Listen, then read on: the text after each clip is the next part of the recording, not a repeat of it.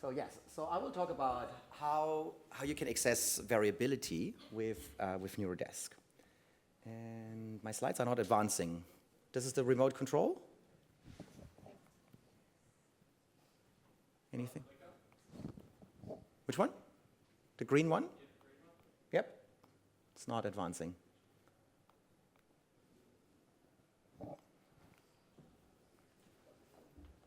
Okay, now it is. Cool. Okay. Wonderful. Thank you. Okay. So what is NeuroDesk? You already heard about NeuroDesk potentially. Who hasn't heard about NeuroDesk before? Okay, there are some. Great. Okay. So, so here you see NeuroDesk in one slide. But let's zoom in a bit and let's start at the core, which is our containers. So you heard about software containers before. Software containers are great because they can encapsulate software, dependencies, everything you need to run these things. So what we're doing is we call them neuro containers because we build mostly neuroimaging software, soon also outside of our neuroimaging field, but currently it's neuroimaging. We package the software in their different versions. So here you see, for example, we have FreeSurfer 7.1.1, we have FreeSurfer 7.2.0, and we package them in containers. And the cool thing is, because of this, we can run on the same system different versions of the software. So that's really cool. And then we spend a lot of energy on making this very easy, because if you use containers yourself, Apptainer or Singularity or Docker, that can be a little bit annoying because you have to type a couple of things like Docker run and these things. And we build an accessibility layer that makes it really easy to run this. So just you load your container and then you run the tool you want without having to think about that it's actually in a container. We also have different ways of getting these containers to you. So we support Docker, Singularity, we stream containers to you through CVMFS. And now, what is you? So this could be you. So because of this accessibility layer, we can run NeuroDesk anywhere. And we can run these tools on any system that you have access to. So one example is you have a macOS notebook.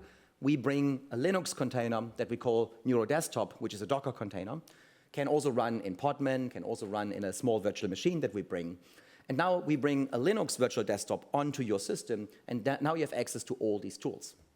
This can also work on Linux, this can run on Windows, this can work in a cloud-type environment. And now we're moving over to the right side where, let's say you don't need a graphical user interface and you want to run this at scale. You want to run this on your HPC. Often your HPC doesn't have a user interface that would support this. Some do with Open On Demand and these things, but some don't. So that's why we built NeuroCommand. It's a command line interface towards our tools. I will show some of this later because we can then also integrate in Jupyter Notebooks, and we can run these tools from within Jupyter Notebooks.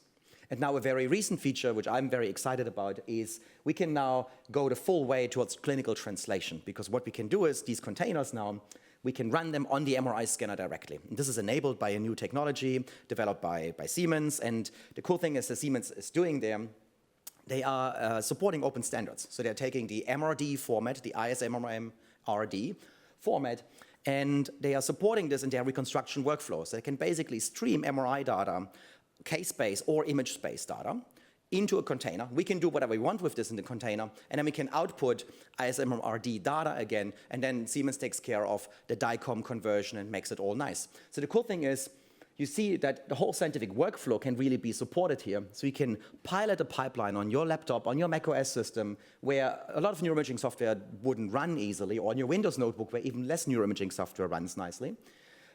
Then you pilot it there on one subject, and you go to HPC cluster, you run it on your 50,000 subjects, which we all have access to these days with Biobank and these big data sets.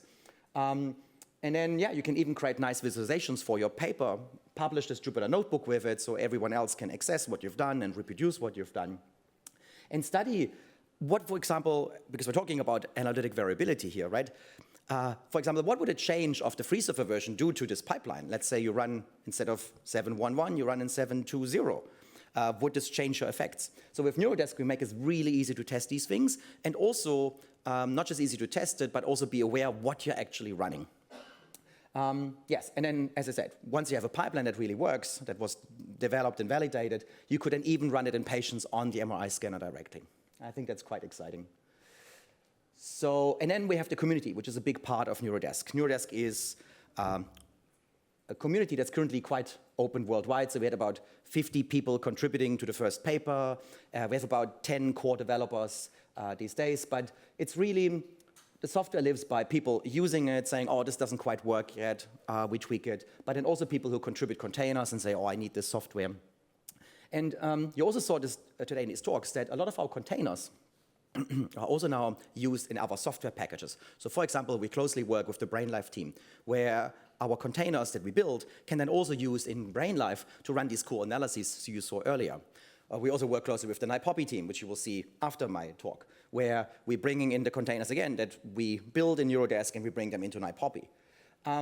Also Babs, for example. Babs uses DataLed and the DataLed container interface underneath, and we integrated our NeuroDesk containers into this as well.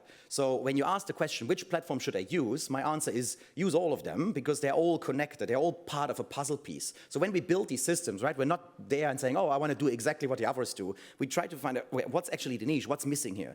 So when you look at these platforms, they all have quite a unique use case and a niche, and there's some overlap between them, of course, but for certain use cases, these tools actually play very well together. And you see, for example, in NeuroDesk, we have a BrainLife uploader. So you can pre-process your data in NeuroDesk and then upload it, for example, to BrainLife. So keep this in mind, that this is really where we see this community aspect. Yes, so that's NeuroDesk. And to just keep it simple, what is NeuroDesk doing is, a simple sentence is, we bring tools to the data. This is our core focus, this is our mission. We build containers and we bring them to where your data sits. And this could be on BrainLife, this could be on your cluster, this could be on your computer, this could be on your MRI scanner. So this is our core mission. This is our website, neurodesk.org. If you want to follow the example later, you can already open neurodesk.org and go to this little example button, and then I'll show you in a little bit what we're doing there. So the cool thing is with NeuroDesktop is all software is ready to go. So you don't have to, you just install this desktop once. This is like 1.5 gigabyte in size as a Docker container. Then we stream all the software into this Docker container. And we have currently about 600 gigabyte of software. Because everything is in containers, we have no dependency issues between containers. So we can easily say, give me that free software version and run it, which you can't do on a normal computer. If you tried this, you can't easily install the same software in different versions on your computer, except using containers or weird operating systems. And we have graphical user interfaces. So we don't force you to use a certain interface way or a Jupyter notebook. You can just open the GUI that the software works with. If you have a specialized software that's very niche for your domain, you can do this. And it's obviously also quite reproducible, which is nice. So here is a quick show of this HPC interface. If you worked on an HPC before, we simply hook into the module system of your HPC. So you basically just submit an interactive job. In this case, you say, I want to module use the containers that come from NeuroDesk. And then you can simply module load our FSL that we are bringing into your HPC. And then you just run like you would normally run any analysis. So it's basically just, you suddenly have FSL maths on your path, and it comes from a software container, but you don't need to think about this. It's just magically there. And the magic is actually shown here on the slide. It's a wrapper script that then calls into the underlying container runtime of what you're using on the system. This is this Jupyter the NeuroCommand Jupyter Lab interface. So I will show this also live in my live demo. So we can basically call any tool and just create a nice notebook with code and data and visualization, which is nice for teaching, it's nice for workshops, very, very useful. And this is how we see this open data workflow in NeuroDesk.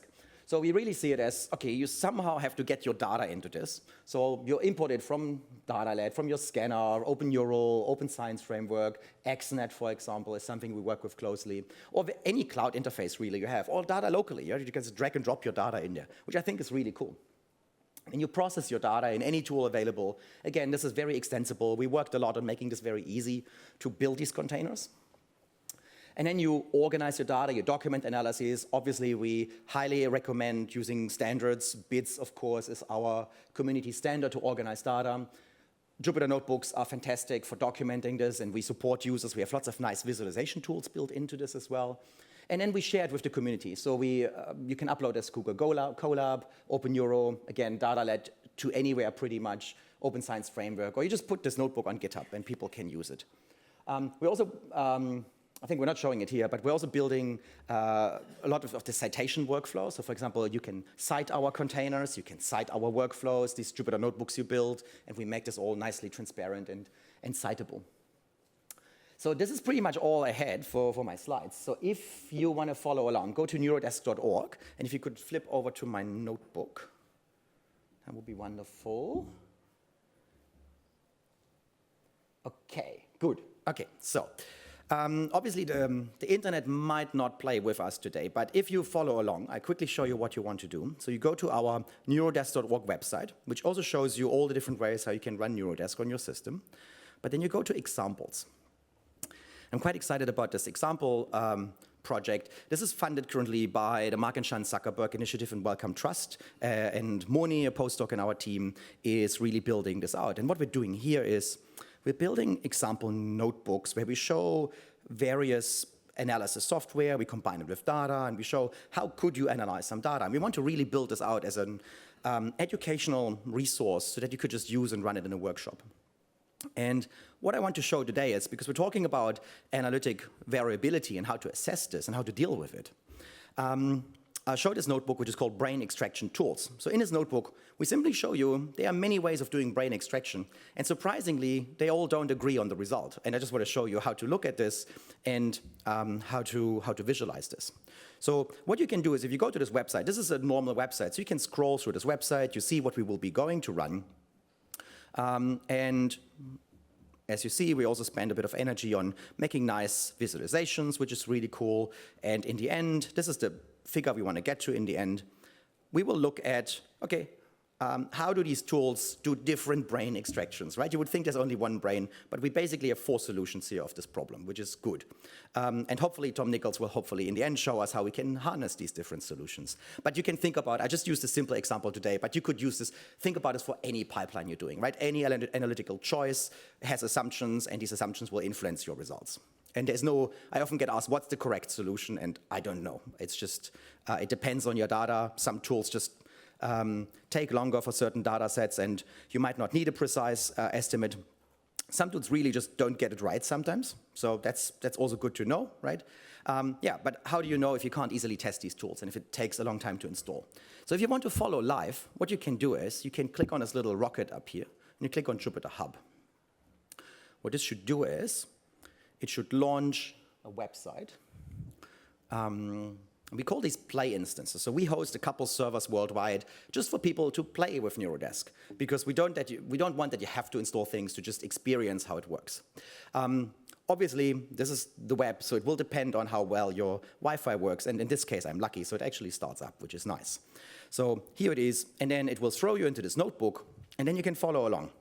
So you can just execute these notebook cells, and you can see what I'm doing. I will show you something slightly different today, because I think a unique feature of NeuroDesk is that it can run on your computer. So I promised earlier, right? Here I'm on a macOS system. I'll just close this, and I'll just show it again, just from fresh. So this is the NeuroDesk app, and this is something that Tui developed in her PhD.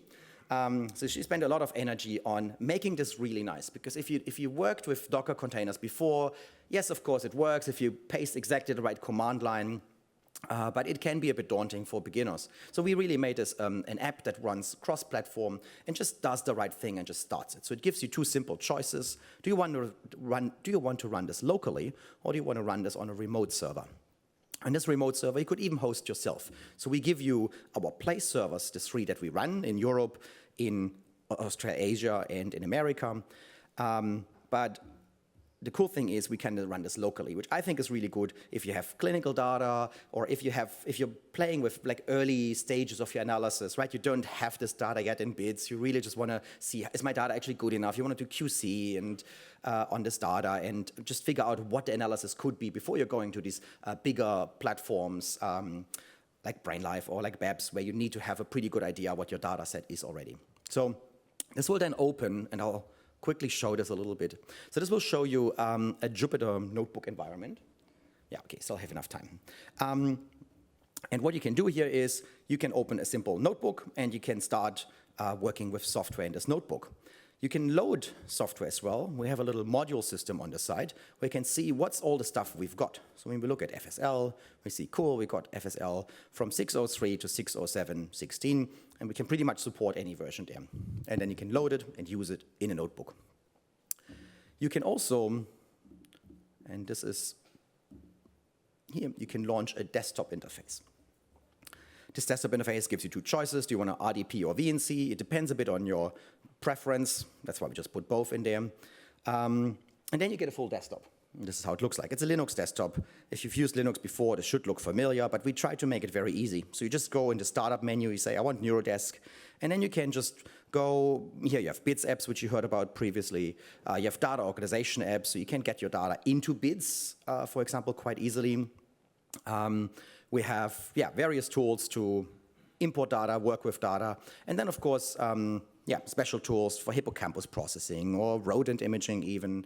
And you can just discover tools as well, right? Because if you just say, oh, I want to do a registration between images, and you don't know what software to use, well, then there should be in here image registration, and then you say, okay, well, all of these tools can do some form of image registration, which could be really useful for a beginner. So that's why we have some of these categories. So today I don't want to show more of this, but really think about it as a normal desktop. So I want to show you something else today, which is our notebook system. So I pre-ran a few things here because I only have 15 more minutes. Some of these tools run for half an hour. So I'll walk you through this a bit. And if you follow along live, please feel free and make sure to skip the right cells with me, because some of the cells will just run longer than I have time for. But one of the first things we do is you can install any Python package on top of what you already have installed. And that just might depend on what you want in your analysis. We quickly introduce the tools that we're going to use here. And this is, I think this is I hope this is big enough. I'll just make it a little bit larger. Is this good enough for everyone in the room? Okay, wonderful. Yes. I also got my second set of eyes. So here, this is, I think, the revolutionary thing that we're doing. We can import software into a Jupyter Notebook. And this is a module, it's a Python module called Module. It used to be called LMod, and last couple of weeks ago, they chose to rename it to Module. So we can basically load anything of the stuff that you see on here. So for example, if I can say, I want ANS. So let's say you've done this process, you went through the desktop, you figured, oh, I want to do registration. Okay, well, ANS is a good way to do it. And you see, okay, we have 231 to 260. So here I'm using quite an old one, 231. And then you just execute the cell. It will load ANS. And now ANS is on in our notebook, so we can now work with it. So I'll quickly show that. I'm not sure if there's an easy, I'll show it with another tool. So here, I'll just load another one. I'll just load FNI in 24102 as well.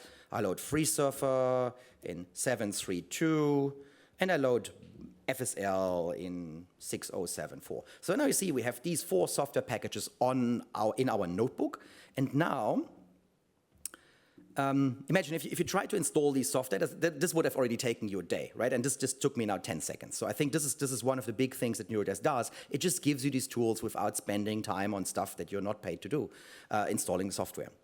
So, and then the cool thing is these tools simply then become accessible in your notebook. So with this exclamation mark, you can then just call them. And you will see that we're going to do this. So here, we're doing the same thing. So we're now downloading data from DataLed, or using DataLed from an Open Neuro data set. I hope this doesn't take too long. I pre-downloaded it, so it should actually say that it's all there and good. I probably should have not even executed a cell, because the internet is not on my side today. But, okay, luckily it worked. Okay, so it basically figured out I already downloaded it, didn't do anything, which is good. And now I have the input data set here, which I want to use. So now I will skip a couple things here because these things all take too long to download for me on this Wi-Fi.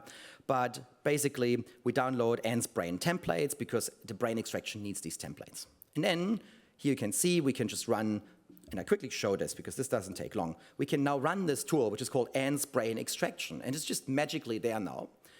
And it tells us how to run this, basically. And then what we did is we ran it. Here it is. So we ran it. This takes about half an hour, so don't execute it when you're running this live. Afni has also a tool for brain extraction. They call it 3D skull strip. Same thing, takes about half an hour. We won't run it now. FreeSurfer, here, there are multiple ways of doing brain extraction with FreeSurfer. We just chose here to present MRI synth strip because it's a deep learning based one.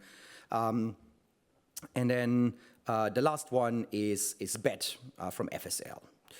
So good. So I've pre-run all of these, so I can show you more cool things here.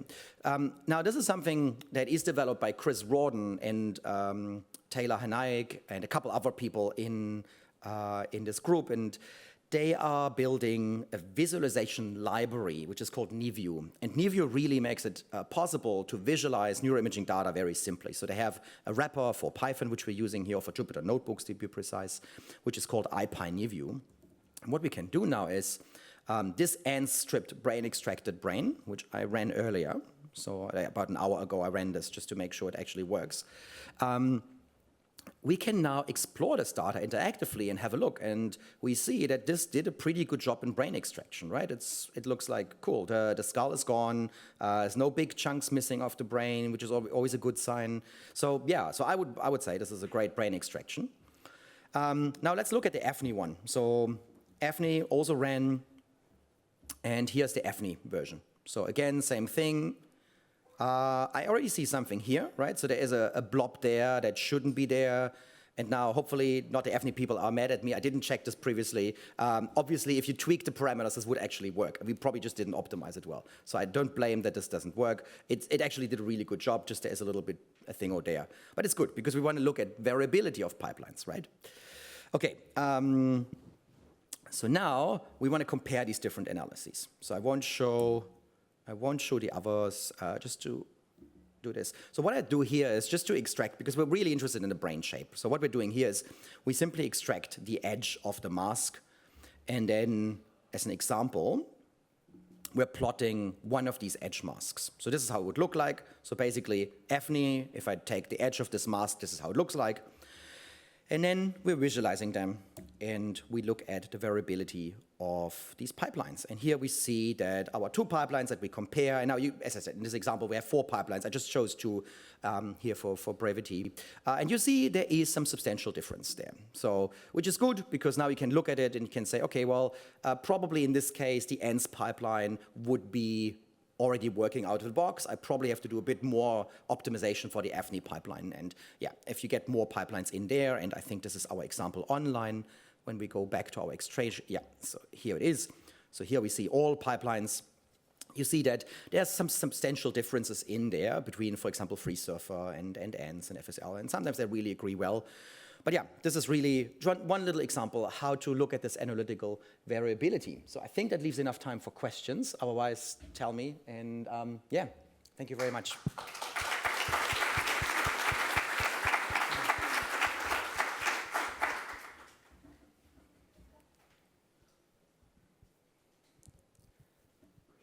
Questions?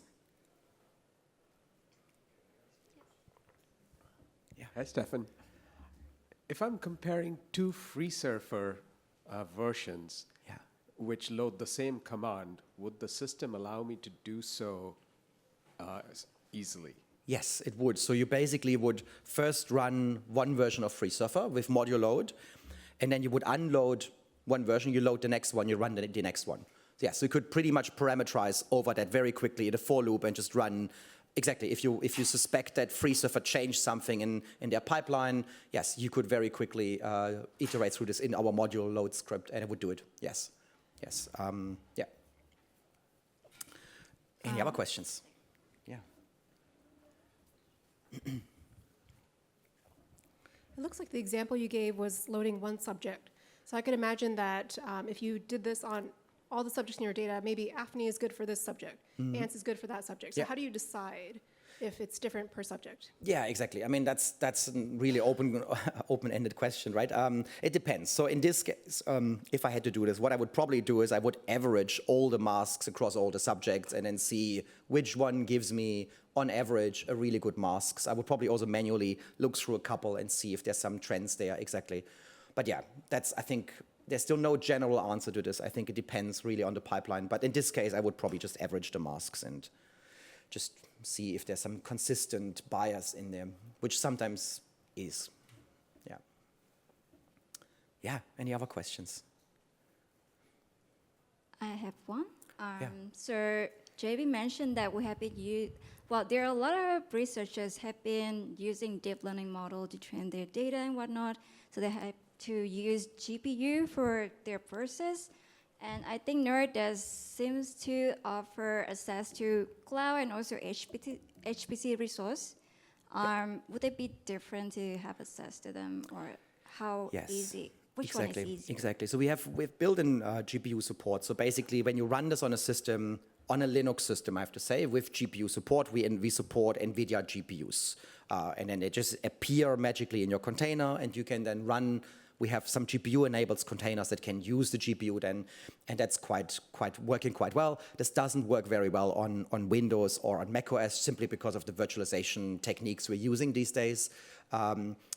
Yes. But it's there, it works, and yeah, on an HPC, these containers, singularity containers, support GPUs quite well.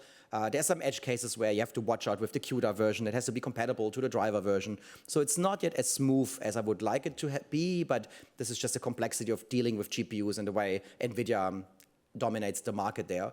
But yeah, it's definitely possible. Yeah. Another thing with their private data, is it easy to mount their data into NeuroDesk, or they have to upload and publish their data? Exactly. So I think this is a really distinguishing factor and why we built NeuroDesk, because BrainLive already existed, for example, when we started building NeuroDesk. And one unique feature that we wanted is that we don't have to do a lot of setup or a lot of copying data, or we didn't want to force people to go through bids. So let's say sometimes we have this use case, we have a clinician who just wants to analyze one subject, right? There's no point going to bids for that. I mean, there probably is, but it's not much benefit, right? And they don't want to share the data. It's really just they have a question, they want to classify something or look at something in this particular subject. So for this, NeuroDesk is really easy. You just start it on your computer. You drag and drop this one file in there. You convert it to Nifty, usually from DICOM, which we support the user with, and just run the tool that you need to run to get some insights in it. So I really see NeuroDesk very early in this step and very late in the step, because then once you have something that works really well clinically, you can then run it on the scanner and then translate it, and then people don't have to deal with any of this. It just magically appears on the MRI scanner and can upload it to PACS and is clinically usable if this container has been, for example, FDA approved, which Siemens has a complete pipeline. So yes, we focus a lot on these users because they're not catered well yet by existing platforms. So that was the motivation to build NeuroDesk, yes. Thank you. I do have one more, but I'm going to save that for the panel discussion because I want to hear from other speakers' opinion as well. Great, thank you very much.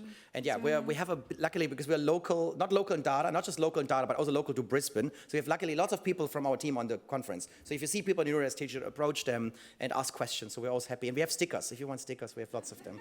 So please come over. Thank you.